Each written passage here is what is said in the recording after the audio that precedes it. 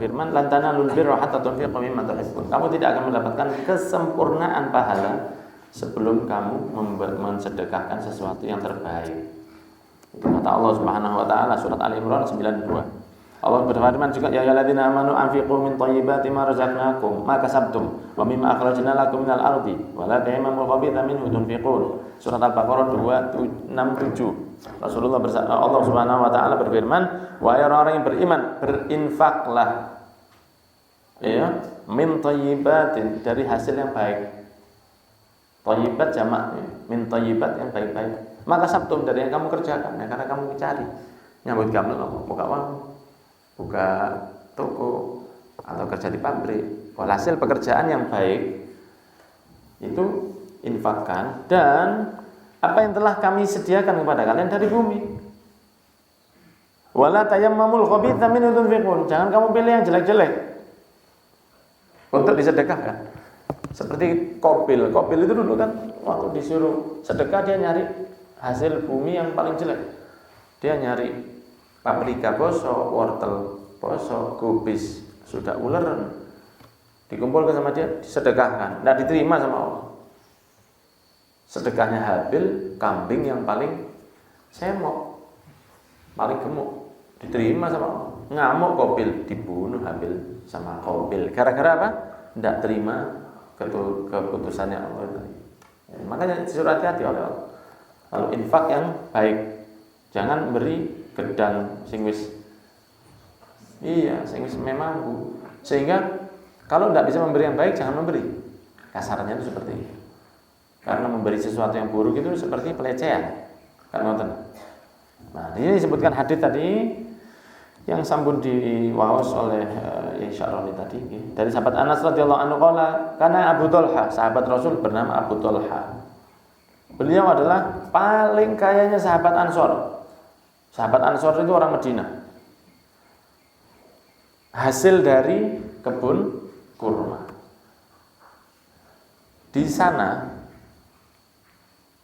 di Mekah, di Madinah, di Jazirah Arab, orang punya kurma itu adalah pride, bukan pride, PRIDE, pride, kebanggaan. Orang punya kebun kurma itu luar biasa. Orang punya kebun kurma itu seperti masya Allah sawah hektaran orang sini. Tapi kan waktu itu ya, jadi sehingga orang kalau punya kebun kurma itu dia sudah memiliki segalanya lah, kasaran itu. Wa kana ahabbu amwalihi ilahi biruha, boleh, biruha boleh. Ada satu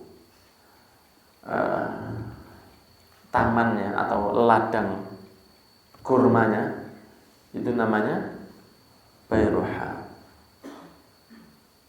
Dan ladang kurma itu dekat ke masjid, ngadep masjid, mustaqbilal masjid. Wa kana Rasulullah SAW dan Nabi Muhammad SAW yang sering ke situ minum di airnya kebun tersebut. Airnya bagus. Jadi sumurnya dari situ ngalirnya airnya bagus. Jadi kadang-kadang Rasulullah kalau mampir ke kebun itu, kemudian Rasulullah duduk minum dari air itu, di sumur, di hasil air dari ladang tersebut. Dan itu luar biasa bagi orang Arab saat itu. Ini karena air sangat susah. Dengan rasa yang segar.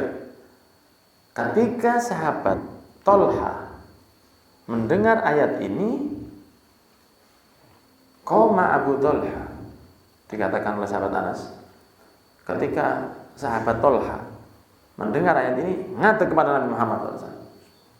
Sahabat Tolha mengatakan kepada Rasul, "Ya Rasulullah, Inna Allah Ta'ala yaqulu lan tanalul birra hatta tunfiqu mimma tuhibbun."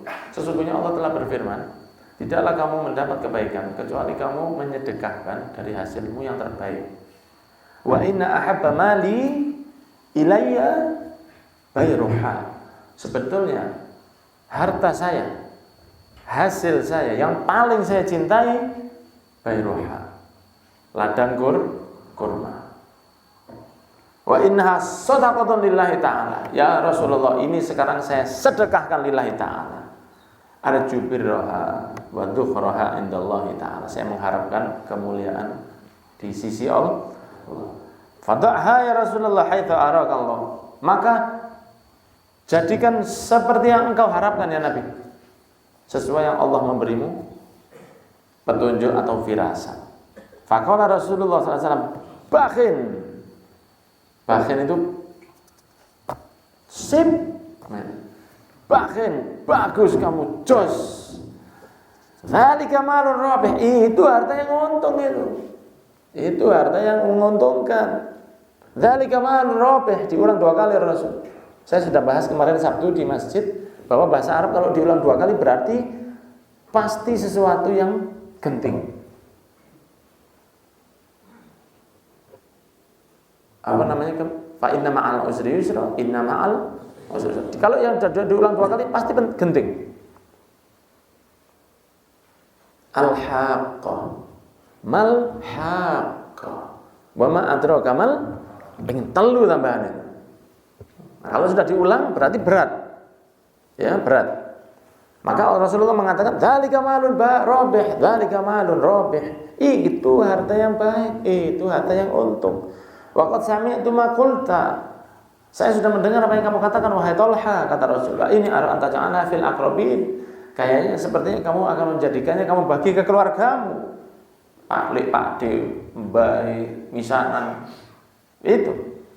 Faqala Abu Talha, af'al ya Rasulullah. Saya lakukan ya Rasul. Faqassamaha Abu Talha fi aqwalihi wa bani ammihi. Maka si sahabat Talha membagikannya, kamu sebagian segini buat kamu, ini segini buat kamu, ini tanah ini hasilnya buat kamu. Dibagi di antara keluarganya wa bani ammihi dan anak-anak pamannya. Jadi misanan-misanannya juga dapat. Ini tempat besar Pak, hasilnya luar biasa. Bisa dibuat makan, bisa dibuat kerja ini. Muttafaqun alaih. Ini contohnya para sahabat dulu. Jadi mereka kalau menyedekahkan itu yang paling dicintai, ya. Yang paling dicintai sampai seperti itu sahabat Talha. Saking ya, maka hasil dari yang Allah berikan kepada kita itu paling tidak kan biasanya mungkin seseorang itu memiliki kerja di pabrik, punya sawah, ya, kemudian punya toko, ya, punya macam-macam, dodolannya macam-macam, toko, sawah, bakso, arisin, bakso, ya, macam-macam. Lah, itu paling tidak sisihkan dari hasil yang diantaranya jenengan paling senang. Aku sing paling tak jang-jang itu, ya, ada di mana? Oh, saya paling mengharap itu dari sawah saya. Dari situ keluarkan. Nggak harus semua seperti Talha. Kita bukan sahabat Rasul, sahabat FM kita ini. Kelasnya beda. Ngekno nangis-nangis di omah, kok iso pegatan barang di omah. Ya kelasnya bukan begitu. Kelasnya bukan begitu.